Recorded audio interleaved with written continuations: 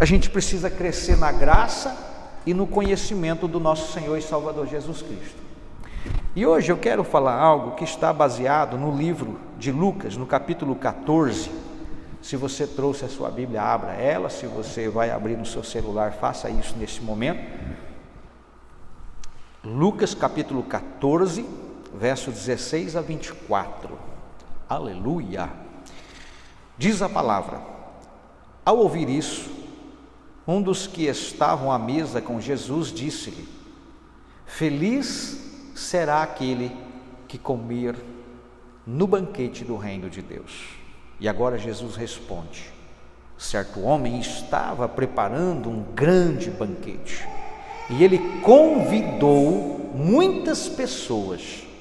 Na hora de começar, enviou seu servo para dizer aos que haviam sido convidados: venham, tudo está pronto. Mas eles começaram, um por um, a apresentar desculpas. Talvez na sua Bíblia esteja escrito: a excusar-se. O primeiro disse: eu acabei de comprar uma propriedade e preciso ir vê-la. Por favor, desculpe-me.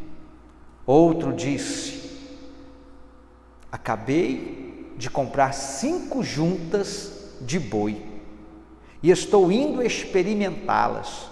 Por favor, desculpe-me. Ainda outro disse: acabo de me casar, por isso não posso ir. O servo voltou e relatou isso ao seu senhor. Então o dono da casa irou-se e ordenou ao seu servo: vá rapidamente para as ruas e becos da cidade e traga os pobres, os aleijados, os cegos e os mancos.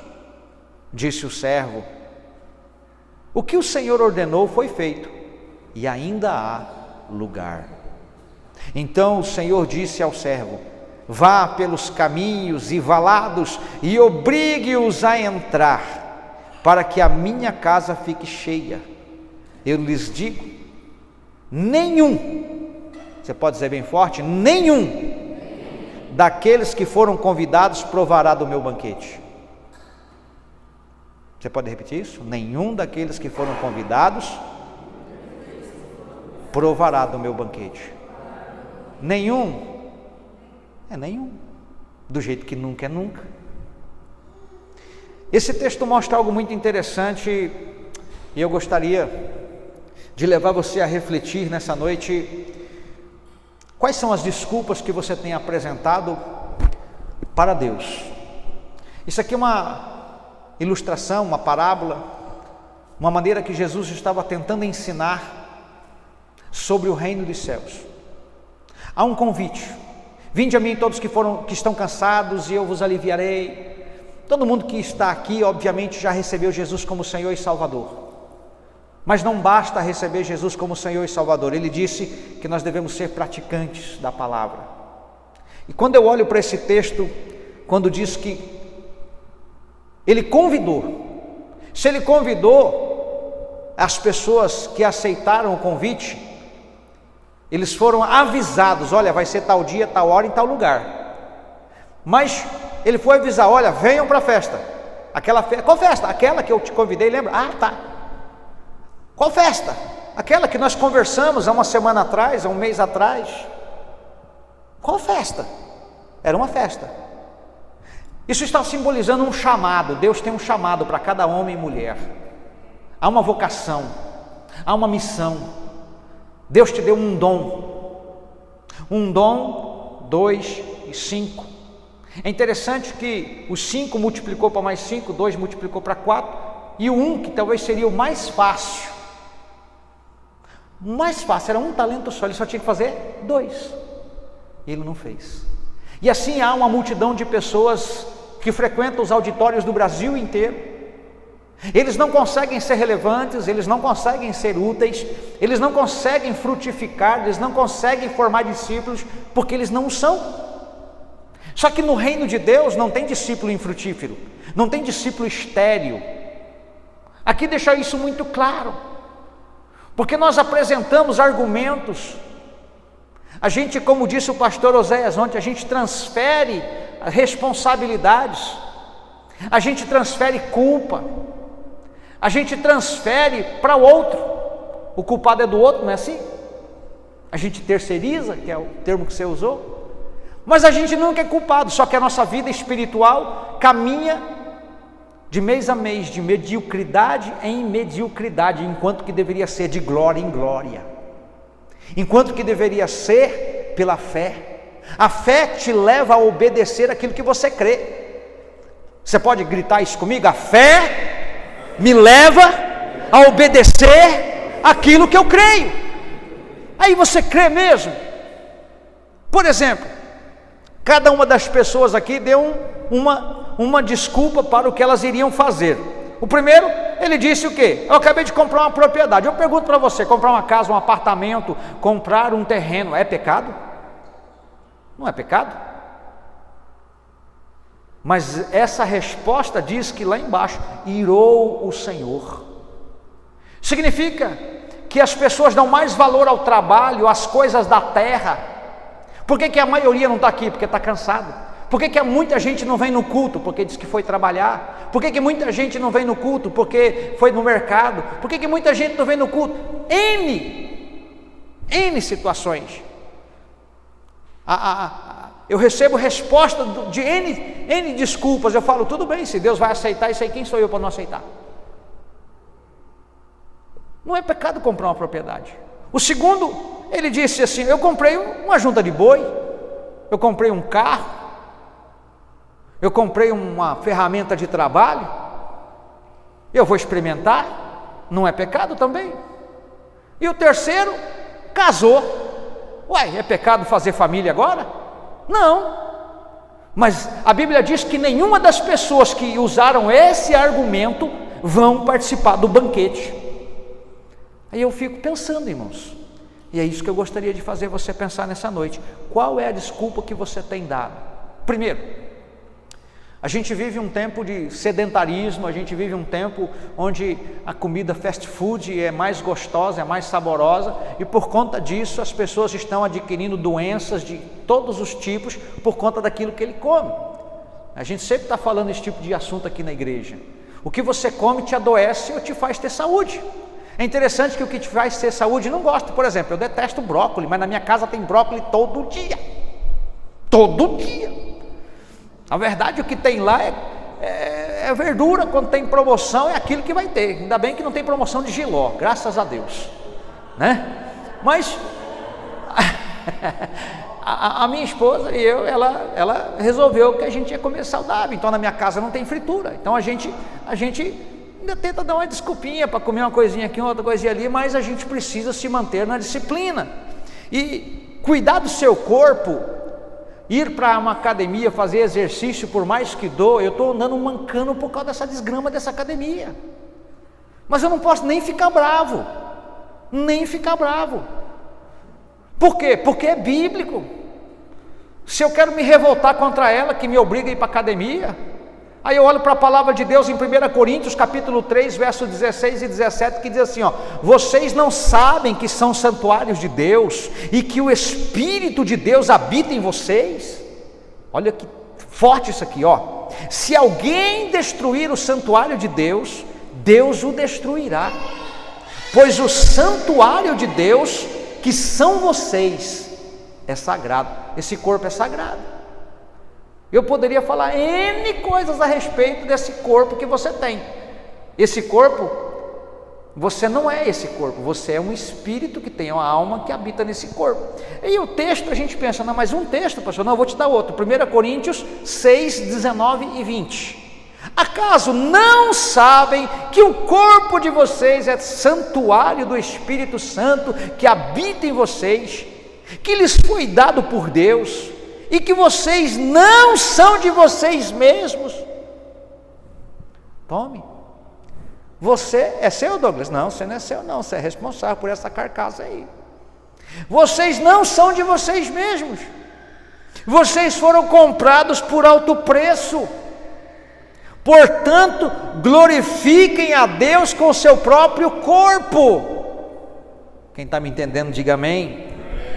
Qual é a desculpa que você vai dar essa semana, este mês e esse ano para não cuidar do seu corpo? Não, mês que vem eu vou caminhar, mês que vem eu vou pedalar, mês que vem eu vou para a academia, mês que vem eu vou fazer jejum, mês que vem eu vou fazer dieta. Chega o mês e fala, não, hoje vai ter uma festa e na festa vai ter muita comida e eu não posso. Crente é dono disso, né? Já que eu estou pagando mesmo, lá no restaurante ele faz aquela montanha. Se vai numa festa, o desperdício é assustador. Festa de crente, né? Não bebe, mas come, meu Deus do céu. A gente brinca sobre isso, mas isso é muito sério, é até motivo de vergonha.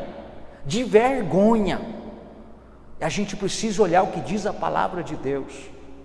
A gente fica argumentando, dando desculpas, enquanto isso estamos adoecendo fisicamente, adoecendo, né? Eu estou tentando descer para baixo de 90, eu não consigo, mas a Bíblia diz que eu tenho que cuidar do meu corpo.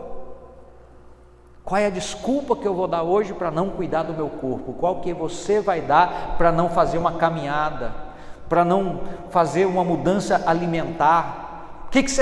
Qual é a desculpa que você vai dar para parar de tomar a tal do Coca-Cola? Ai, pastor, eu não largo da Coca-Cola não, está se matando. Irmãos, eu amo sorvete, Coca-Cola para mim, mas sorvete de verdade, não aquele sorvete sem vergonha, estou falando sorvete de verdade, aqueles, meu pai, é bom demais. Se eu pudesse eu tomar todo dia, só que aquilo mata. Depois não adianta eu pedir para Deus desentupir suas veias cheias de gordura hidrogenada, sem contar aquelas carnes tudo cheia de gordura, né? Aquelas coisas que aquele monte de fritura que as pessoas comem. Batata frita, quem não ama batata frita aqui? Eu detesto batata frita, tem alguém? Aquilo é fritura. Se é de restaurante então, aquilo lá fritou 500 quilos de batata, você está comendo todo o ácido, tudo quanto é porcaria que está ali, você vai comer junto com a batata. Ai, gostoso, e maionese, ketchup, molinho disso, molinho daquilo, e as veias vão entupindo, é tudo gostoso, eu concordo com você. Só que a gente precisa parar para pensar, irmãos. Eu tenho me preocupado com a minha vida, e é uma batalha, é uma luta. Eu estou falando algo que acontece comigo, eu tenho que parar de dar desculpa. Toda vez que a Silmara me chama para a academia, eu fico tentando inventar alguma coisa, mas não cola não. 1 Tessalonicenses 5:23, que o próprio Deus da paz os santifique inteiramente. Percebe isso aqui, ó? Que todo o espírito, olha só aqui, ó, Gislene, todo o espírito, a alma e o corpo de vocês. Percebe aqui? Espírito, alma e corpo. Que todo o espírito, alma e corpo de vocês sejam preservados irrepreensíveis na vinda de nosso Senhor Jesus Cristo. Está claro? 3 versículos falando do seu corpo, e o terceiro versículo fala por completo, Ayrton: corpo, alma e espírito. Qual é a desculpa que você vai dar esse mês? Qual é a desculpa que você vai dar esse ano para não funcionar? Por exemplo, quem aqui... Não vou fazer essa pergunta não, é muito difícil a resposta, né? Porque a pergunta é gosto de fazer, é fácil. Mas, por exemplo, todo mundo aqui sabe que é necessário orar e meditar na palavra de Deus. Mas se eu pedir para levantar a mão e você não for mentiroso, pouquíssimas mãos vão levantar. E se tivesse um número maior de gente aqui, pouquíssimas mãos irão levantar. Porque essa pergunta eu faço no particular. É raríssimo eu encontrar alguém que de fato tenha um tempo a sós com o Senhor para orar e meditar. É raríssimo. A gente, janeiro, tempo de férias, tem gente que nem carrega a Bíblia para a praia. Orar na praia? Ler Bíblia na praia? Eu estou de férias. Ah, é? Sabia que quando a gente vai, estou de descanso. Eu estou de descanso. Irmão, como assim? Aí eu olho para a palavra de Deus, ela diz que eu tenho que orar. Não é só um versículo, aquele que todo mundo conhece, que é lá em 1 Tessalonicenses: orai sem cessar. Esse é um pequenininho, mas já é uma direção de Deus, não é verdade? Aí eu olho para Efésios capítulo 6, verso 18, Mateus, e está escrito assim, ó: orem no Espírito em todas as ocasiões. Em todas as ocasiões.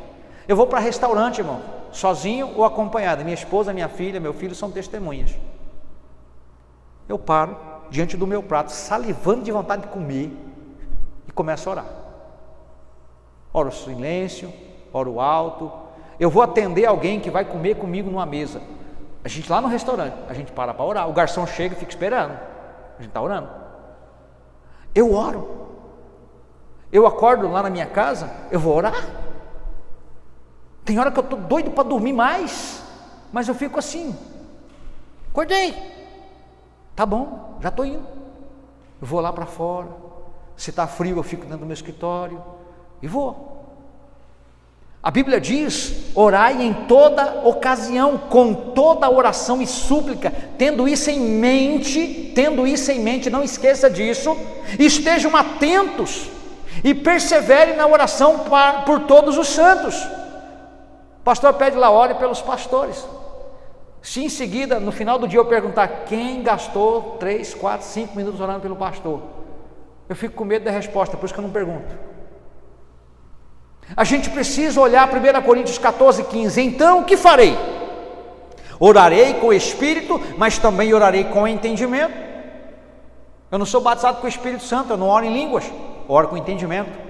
Eu intercedo pelos missionários, intercedo pelos meus familiares, não é verdade, irmã Neide? Eu intercedo pelas pessoas que eu amo, eu intercedo por aqueles que são fofoqueiros, intercedo por aqueles que estão fracos na fé, intercedo por aqueles que não dão resposta para Deus, intercedo naqueles que, segundo a minha opinião, eles não estão tão bem assim quando a gente conversa com eles. Enfim, eu tenho que interceder, eu não posso ficar arrumando desculpa para não interceder. A gente precisa clamar, orar, interceder. E aqui diz: antes de tudo, então o que farei? Orarei com o Espírito, mas também orarei com entendimento. Cantarei com o Espírito, mas também cantarei com entendimento. 1 Timóteo 2, 1 e 2. Antes de tudo, recomendo que se façam súplicas, orações, intercessões e ações de graça. Gratidão, gente, hein? Gratidão por todos os homens, pelos reis, viu, Mariana? Pelos reis e por todos os que exercem autoridade.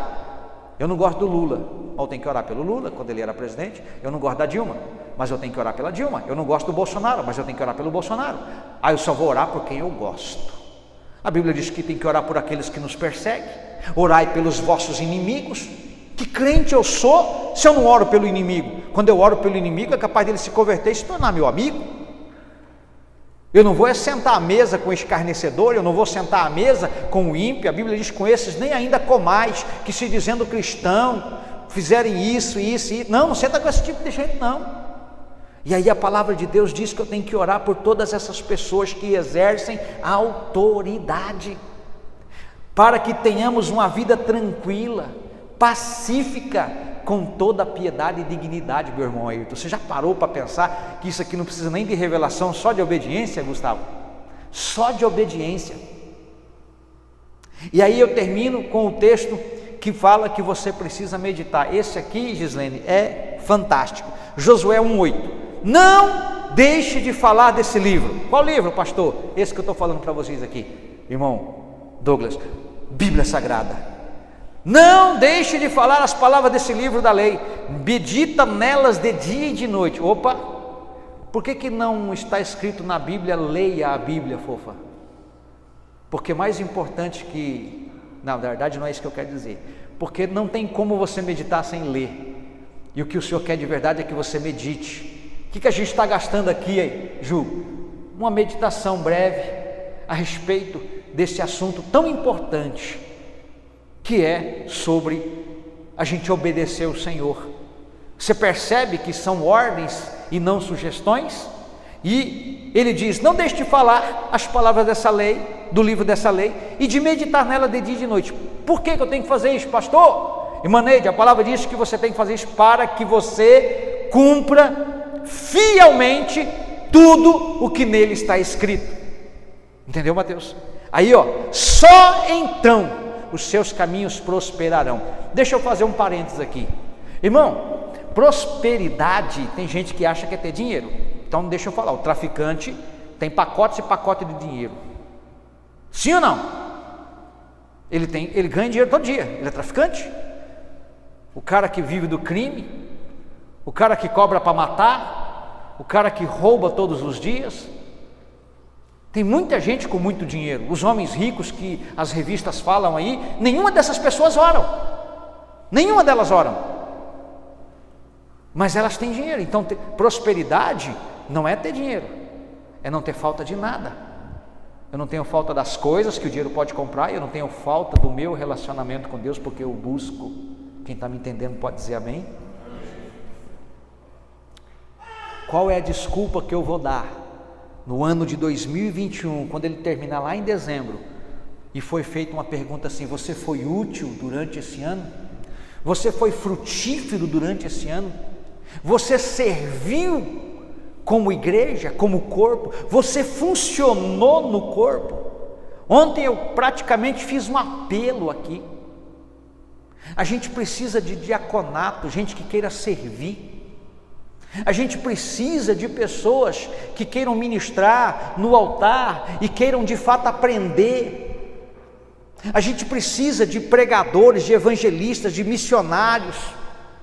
A gente precisa de pessoas que funcionem no corpo. Por que a gente não tem salinha de criança? Porque não tem gente interessada em querer fazer, em querer obedecer. Porque não é para cuidar lá da Alice e da Mariana, não é isso não é ser babá dessas crianças não, é ter paixão para ensiná-las, tem que ter dom. Eu perguntei ontem, se eu colocar no Facebook e mandar colocar, não importa que igreja você seja, se aceitar o treinamento, o salário é X, eu tenho certeza que eu vou receber alguns currículos. Eu tenho um amigo em Campo Grande, ele paga todo domingo uma pessoa para ministrar as crianças, porque na igreja ainda não tem. E eu começo a pensar se de repente essa não é a solução para nós aqui, pastora Silmara. Porque a gente tem gente que quer, não tem gente que quer. Às vezes tem gente que se apresenta, só que tem técnica, tem que aprender, tem que ler. Não é dar qualquer coisinha para as crianças ali não, meu irmão. Não é assim que funciona não. A gente está precisando de gente que funcione. Entra ano e sai ano. Como você funciona? Porque não tem como, irmãos. Quando Jesus viu aquela árvore, ele foi lá para a figueira, né? Ele foi lá para pegar figo. Chegou lá, Douglas,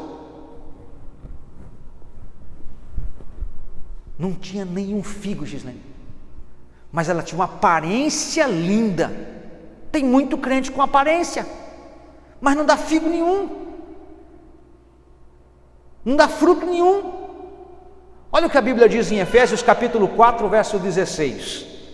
Olha só: dele todo o corpo, ajustado, unido pelo auxílio de todas as juntas, cresce e edifica-se a si mesmo em amor. Olha que interessante que ele vai falar agora. Na medida em que cada parte, cada pessoa realiza a sua função. Precisa de revelação aqui, meu caro Jefferson? É só obedecer. Se vocês observarem aqui, não tem revelação, não tem revelamento, tem obediência. Requer, entendi, vou obedecer. Onde cada pessoa realiza a sua função. Teve um domingo que não tinha ninguém no Data Show, e o pastor ficar bravo, não pode não tem ninguém na filmagem, não tem ninguém na mesa de som, não tem ninguém, as cadeiras não foram arrumadas, entendeu? Meu Deus do céu, gente, como isso? Por que você não vem hoje, fulano? Eu tenho que fazer tal coisa. Por que você não pensa assim? Deixa eu falar, você trabalha de que hora a que hora? 7 às 18. Se eu fizer um culto às 9 da manhã da segunda-feira, você vem? Por quê? Por quê? Vai trabalhar. Mas se o patrão chamar você para trabalhar no domingo à noite, Você vai trabalhar também. Você não vai... Não, patrão, domingo à noite para mim é sagrado. Por isso que adventista e testemunha de Jeová, irmão, dão mais valor a Deus do que muito crente. O testemunha de Jeová, ele não vai não. Ele apresenta documento, ele entra na justiça, mas ele não deixa que aquilo... Hoje as pessoas colocam qualquer coisa no lugar. Vai ter uma festa, vai inaugurar a casinha do cachorro da sua vizinha, e ela vai dar Coca-Cola com coxinha. O miserável do crente inútil, eu tenho que ir lá. Eu vou lá. Mas é hora do culto, tô nem aí. A minha casa está cheia de parente lá, ó. Onde eu estou? Ontem minha casa estava cheia de parente. Onde eu estou? A gente precisa entender uma coisa, irmãos. Deus em primeiro lugar. Deixa eu pedir um negócio para vocês que são discípulos. Não coloca coisas seculares do dia a dia no lugar do seu compromisso com Deus, não. Não coloca. Não põe não. A Bíblia diz que aquele que não trabalha, que também não come, é verdade. Mas a Bíblia também diz, presta atenção no que eu vou dizer para você. A Bíblia também diz que não adianta comer o pão penosamente ganho, se o Senhor não for o princípio. Não adianta levantar de madrugada. A gente precisa parar para pensar. É cansativo o trabalho com Deus e sem Deus, irmãos. Mas em Deus a gente tem refrigério. Todo mundo aqui cansa no trabalho. Todo mundo aqui precisa ir trabalhar. Eu não vou hoje, pastor, está chovendo. Mas você não tem carro? Eu não vou hoje, pastor, porque eu estou me sentindo cansado, estou com uma dor de cabeça, estou isso, estou aquilo. Mas não é. A gente arruma tudo quanto é desculpa. Eu não sei qual é a desculpa, se você aceita, se você não aceita. Eu só estou dizendo para você que a gente precisa parar de dar desculpas para as coisas que a gente quer fazer na carne. Você sabia que nem vim para fazer a obra de Deus na carne serve? A Bíblia diz que aquilo que é gerado da carne é carne, mas aquilo que é gerado do Espírito é Espírito. Em nome de Jesus, a gente aprender. Olha o que o texto diz lá em 1 Coríntios 13, verso 58. Portanto, meus amados irmãos, mantenham-se firmes e que nada os abale. Sejam sempre dedicados à obra do Senhor. Ontem eu reuni o grupo que trabalhou 2 cultos aqui. Eu disse para ele, o momento requer esse tipo de sacrifício. Chegar aqui 4 horas da tarde falando da equipe de louvor e sair 8h30, 9 horas da noite. Sair tarde da igreja. Nossa, quando a gente é do mundo, meu irmão, a gente entra num boteco 10 da noite, sai 3 da manhã bêbado, deixou um monte de dinheiro lá e ninguém reclamava disso não. Quem já foi festeiro aí? Eu já fui, eu sei do que eu estou falando. Vai para a baileira, 5h30 da manhã, o cara fala, gente, essa é a última. Como que pode? O mundano não tem preguiça, mas o crente tem. Quando a gente é mundano, a gente não arruma desculpa para nada. Vai ter festa, mas está chovendo, a gente vai. Vai ter futebol, eu amo jogar futebol, mas está chovendo, a gente vai. Sim ou não, gente? Quem for no culto de domingo vai ganhar R$50. Meu irmão, vai faltar R$50 e vai faltar cadeira. Parece que a gente trabalha pelas coisas. Trabalhar pelo que é por aquilo que é supérfluo, por aquilo que não tem valor. A Bíblia diz que as pessoas já não sabem mais discernir entre o santo e o profano. Qual é a desculpa que eu vou dar? Eles disseram lá, casar não é pecado, comprar terreno não é pecado, comprar uma junta de... nada daquilo é pecado. Mas quando a gente omite, quando a gente é indiferente, quando a gente não dá resposta, fica no vácuo, a gente também está pecando. Você tem coragem, Renan, se a Stephanie mandar um zap para você e a hora que você vê e deixar ela no vácuo? Você é homem. Tem marido que deixa a mulher no vácuo. Meu zap aqui, o primeiro é minha mulher, e o teu toque é diferente quando ela toca. A não ser que eu esquecer dentro do carro, né? Misericórdia. Que eu não quero esquecer no carro, mas pode estar chorando na minha frente. Se for ela, eu atendo.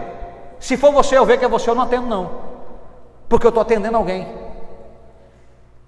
A gente tem que parar de dar desculpas, irmãos, para que nada os abale. Sejam sempre dedicados à obra do Senhor, pois vocês sabem que no Senhor o trabalho de vocês não será inútil.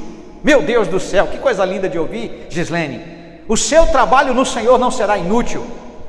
O que você faz é para o Senhor, faça com alegria. Foi o que eu pedi para o pessoal aqui. Não vem murmurando para cá não. Até, aliás, irmãos, nesse tempo de 2 cultos, que vai ter que fazer esse sacrifício, equipe de diaconato, equipe de louvor, que vai ter que vir, é cansativo, eu sei que é, irmão. A nossa carcaça cansa, mas não faz murmurando não. Se for para fazer murmurando, entrega, pede para sair, você não é obrigado não, mas não é mesmo não. Falei ou não falei aqui ontem? Você não é obrigado não. Aliás, essa igreja não precisa da ajuda de nenhum de vocês.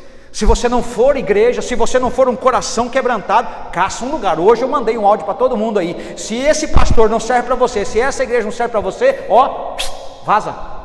Vai achar uma igreja da qual você vai ser útil, que você vai honrar a igreja, vai honrar o pastor, vai ser útil lá. Porque você vai estar perdendo tempo aqui, você vai acabar indo para o inferno, porque virou inútil, e ainda reclama, murmura, teu coração não está alinhado com o teu pastor. Quando eu dava uma surra no meu filho por uma arte que ele fez, quando ele era criança, irmão, foi crescendo, depois da surra, sabe o que eu fazia, gente? Senta aqui no colo do pai e vem beijar o pai. O pai corrigia, virou um homem. Erra, mas aprende com os erros. E não é pecado não, pastor? Não, a Bíblia diz que Jesus aprendeu pelo muito que sofreu. Ele aprendeu pelo muito que sofreu. Pode um negócio desse? Então, irmãos, em nome de Jesus, se você vai fazer, faça para Deus, faça com alegria, faça com o coração cheio de gratidão. Vem limpar cadeira, vem limpar chão, vem limpar banheiro. A gente tem empresários aqui na igreja, vocês sabem quem são. No dia deles, eles estão aqui limpando. Mas tem gente que, hoje eu não posso, eu vou fazer tal coisa, hoje eu não posso. Por que você pôs? No dia da tua escala você pôs coisa, futebol, mercado, trabalho, você já tem um compromisso aceito. Que isso? E não é com qualquer um não, irmão. Eu não sou um Zé Ruela e muito menos o Senhor. A igreja não está em segundo lugar não, ela está em primeiro lugar. Essa terra só não foi destruída ainda por causa da igreja do Senhor Jesus. Quantos podem dizer amém por isso? E aqui está dizendo, no Senhor, veja bem, no Senhor, não é de qualquer jeito não, não é verdade? No Senhor o trabalho de vocês não será inútil, Otávio. Aleluia! Vale um glória a Deus, irmãos. Olha só, 2 Coríntios 9:8. E Deus é poderoso para fazer que toda a graça que lhe seja acrescentada, para que em todas as coisas, em todo o tempo, tendo tudo que é necessário, vocês transbordem em toda boa obra. Irmão, isso aqui é ensinamento. Isso aqui é arroz com feijão, salada de brócolis e um bifão. Coisa comum. Aqui não tem a cor da asa do querubim, aqui não tem o significado do cavalo vermelho, amarelo e preto. É palavra simples que requer obediência. Obreiros formados. Irmão, no quartel ninguém pode ficar dando desculpa não. Se dá desculpa vai preso, se não aparece vai preso. Sim ou não? As coisas do mundo têm ordem, e as pessoas acham que as coisas da igreja não têm ordem. Meu Deus! Nesse momento, por exemplo, eu estou trazendo uma equipe de Cuiabá para ministrar a vida de cada pessoa dessa igreja. Fiz um apelo lá, sabe quantas pessoas me procurou até agora? Nem meia dúzia. Eu não estou trazendo isso, irmãos, porque eu quero fazer um evento, não. Eu fiz essa clínica, eu sei o que vai ser ensinado lá. Oh, como eu quero, porque lá eles não conhecem ninguém de vocês. Aceite passar pela ressonância magnética, aquela que revela se você tem um caroço de alfinete, uma cabeça de alfinete em qualquer parte do seu corpo, que é ressonância magnética que revela se tem uma doencinha, né? Você passa ali, aquele exame de sangue, irmão, vai lá. Se tu é homem, vai lá. Se tu é mulher, vai lá. E não dá desculpa para mim não, viu? Financeiramente eu não posso, pastor. Se você está desempregado, nós vamos dar um jeito. Se você quer parcelar, nós vamos dar um jeito. Porque eu tenho que pagar eles dia 7, tudinho, chácara, pagar viagem, pagar tudo, porque essas coisas têm custo.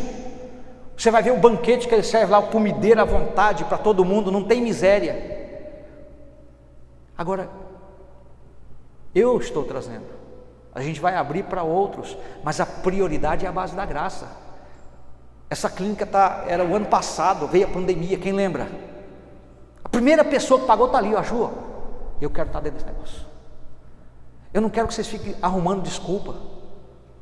Qual é a desculpa que você vai dar para não fazer a clínica? O meu patrão, o dinheiro. Fala para mim, eu não quero ir. eu não vou. Se você é do altar e não vai, pode vazar daqui também. Porque essa clínica não é para, irmão, não é para enrolar. Ou a gente está junto ou a gente não está. Eu disse lá hoje: tens tu um coração sincero comigo como o meu é para você? Tenho. Então sobe aqui no meu carro, vamos caminhar junto. Vamos caminhar junto. Eu falei da Torre de Babel. Juntaram e Deus falou assim: nada do que esse povo intentar fazer vai ser parado. E era para o mal. Deus, pastor Zé, desceu e botou confusão, porque ali não tinha como. A unidade, meus irmãos, tem propósito. Eu quero levar a igreja para outros níveis de maturidade, níveis de entendimento, onde as pessoas, irmãos, se eles têm uma crise, eles passam por ela se arrastando. Hoje eu vi um vídeo de um cara que, a hora que ele estava correndo, chegando perto da linha de chegada, deu cãibra nele, doidado, e as pernas dele, ele caía. O que ele fez? Ele foi de joelho. Oh, meu irmão, é disso que eu estou falando. Já mostrei aqui no vídeo a Gabriele Anderson entrando no estádio por último, mas se arrastando. Irmãos, nós não fomos provados até o sangue ainda não. A gente precisa entender, a vida cristã custa sangue. Todas as pessoas na Bíblia, se você ler Bíblia, todas as pessoas na Bíblia que serviam ao Senhor Jesus de verdade, eles eram torturados, açoitados, jogados na prisão.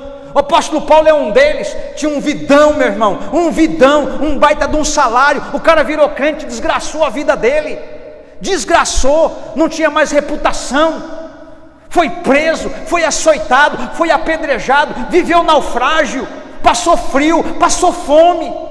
Tanto é que ele escreve lá em Filipenses: eu sei ter e sei não ter, sei ter fome, sei viver com abundância, eu sei viver isso. É disso que eu estou falando. A igreja precisa aprender que no dia do sofrimento ela continua com o Senhor. É isso que eu estou tentando transmitir para a igreja. Quando você recebe, diga amém.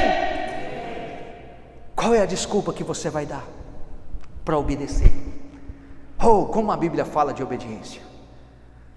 Eu não governo a vida de ninguém e nem quero, dá muito trabalho, mas eu só vou apontar o caminho. Vamos. Eu fico imaginando Moisés, Douglas, diante do mar, o faraó babando atrás com seus cavalos e cavalheiros, suas carruagens, para pegar o povo novamente. O povo falando para ele: e agora? Olha aí, você trouxe a gente para morrer aqui. E ele falou: Deus, o que eu faço? Marcha, meu filho. Pá! O mar começou a se abrir. Vamos comigo. É isso que eu estou fazendo aqui. Vamos comigo. Pastor, eu não quero. Tem todo o meu respeito, você é homem, você é mulher, não quero. Mas posso ficar aqui? Não, você vai me atrapalhar, e não vai fazer bem para você. Não vai fazer bem para você. Não vai fazer bem para você que está assistindo essa pregação, não vai. Está perdendo seu tempo. Não existe vida cristã sem vestir a camisa, não existe vida cristã sem aliança, não existe vida cristã sem realmente estar junto, meu irmão. Jesus falou para que todos sejam um, como eu e o Pai somos um. A gente está aliançado numa visão. Aí eu olho para a palavra de Deus, João 14,15: se vocês me amam, obedecerão os meus mandamentos. Lucas 6,46: por que vocês me chamam Senhor, Senhor, e não fazem o que eu digo? Tiago 1,22: sejam praticantes da palavra, e não apenas ouvintes, enganando-vos vocês mesmos. Hebreus 5, 8 e 9: embora sendo filho, ele aprendeu a obedecer, e por meio daquilo que sofreu, e uma vez aperfeiçoado, tornou-se fonte da salvação eterna para todos que lhe obedecem. Ô meu pai, peraí, Jesus passou por isso? Não, eu vou repetir. Jesus, embora sendo filho, ele aprendeu a obedecer por meio daquilo que sofreu. Alguém já tinha lido esse versículo? Quem nunca leu esse versículo aqui? A maioria. Isso é Bíblia, isso aqui eu não estou inventando não. Jesus, a Bíblia diz que ele aprendeu pelo muito que sofreu, aprendeu a obedecer por meio daquilo que sofreu, e uma vez aperfeiçoado, meu irmão, eu quero que você seja um ganhador de alma, um fazedor de discípulos. Tornou-se um discípulo, gera um discípulo. Essas meninas imitarem a sua fé, meus filhos imitarem a fé, sua vida, sua família, você não fala, mas o seu comportamento diz quem é você. Eu não estou tentando para você aqui, meu comando, eu estou tentando mostrar para você o que a Bíblia diz, eu quero me submeter. Inclusive hoje, meu pastor falou comigo, eu tenho uma agenda com ele dia 16 de fevereiro, minha esposa perguntou: você vai lá só para passar um dia com ele? Vou, para ficar um dia com ele. Vou rodar 1.150 quilômetros para ir, ficar com ele e no terceiro dia voltar. Eu quero estar com ele. Ele falou comigo. Tem 83 anos, eu quero sentar e ouvir. É meu pastor. Eu estou aqui, mas eu tenho paixão. Eu não quero perder a paixão, não quero que o pastor Oséias perca com a falta de reciprocidade que nos fere, com a indiferença que nos fere. Eu continuo dizendo para você, 1 Pedro 1,14, como filhos obedientes, não se deixem amoldar pelos maus desejos de outrora, quando vocês viviam na ignorância. Eu não sabia nada de Deus, mas agora eu sei, Gislene, agora eu sei. Olha como que eu vou viver. 1 João 5,3, porque nisto consiste o amor a Deus. Presta atenção, Vitória, olha aqui.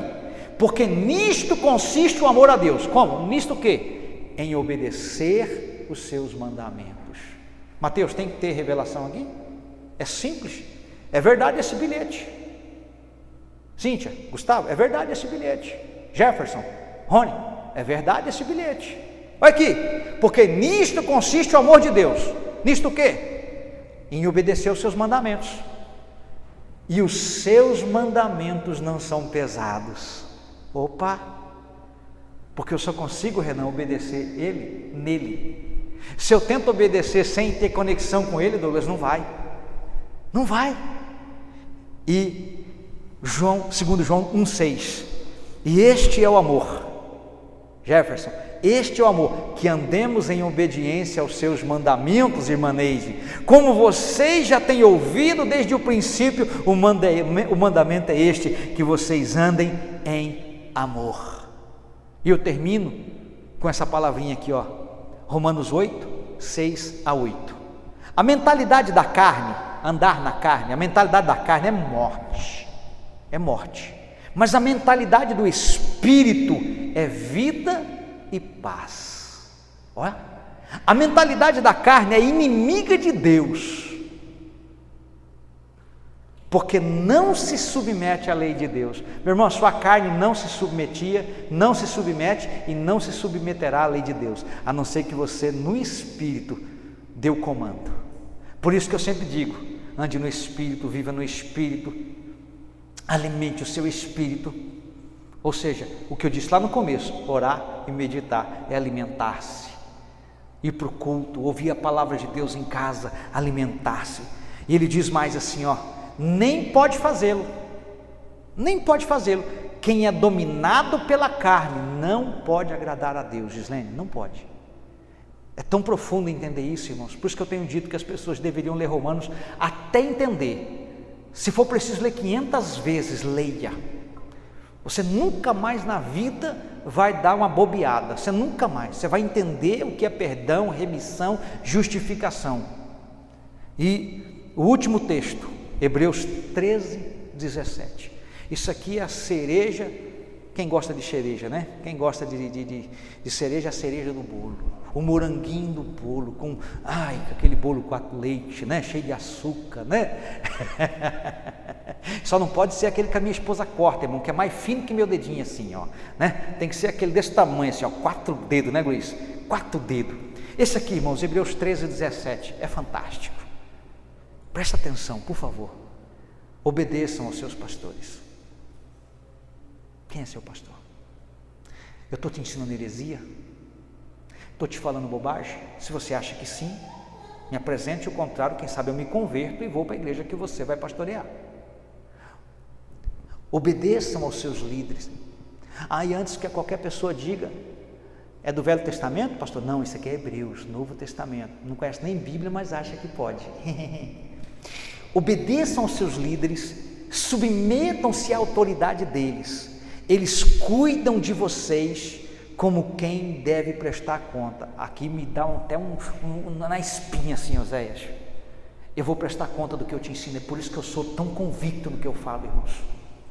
O que eu falo não junta multidão, mas se sobrar 10 discípulos, é 10 que vai ser arrebatado. Eu não estou brincando de ser pastor, não brinca de ser cristão. Ele diz aqui que eu vou prestar conta. Eu vou prestar conta do que eu ensinei, e você vai prestar conta do que o teu pastor te falou.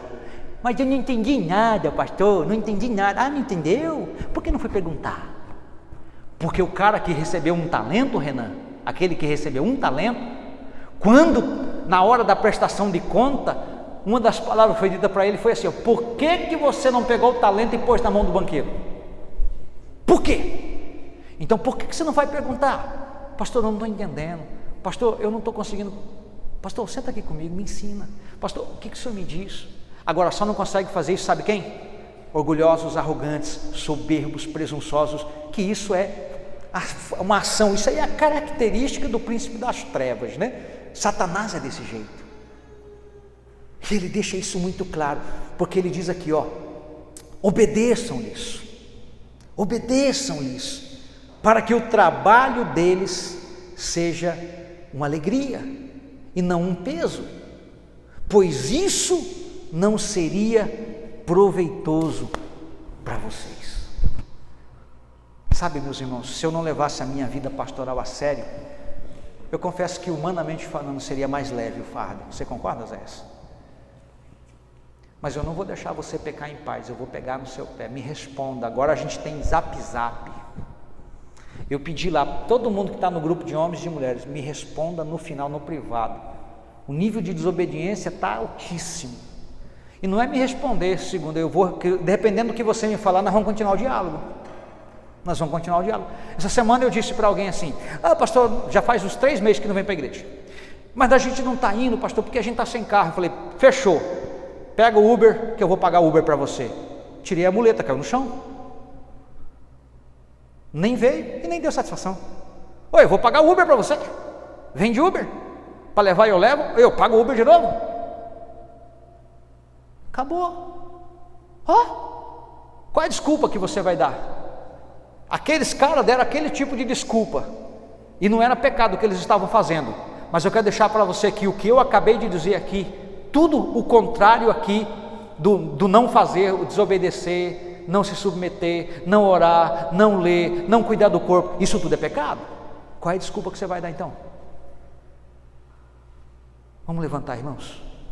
Eu quero terminar. Essa aqui é a palavra, irmãos, para você pensar.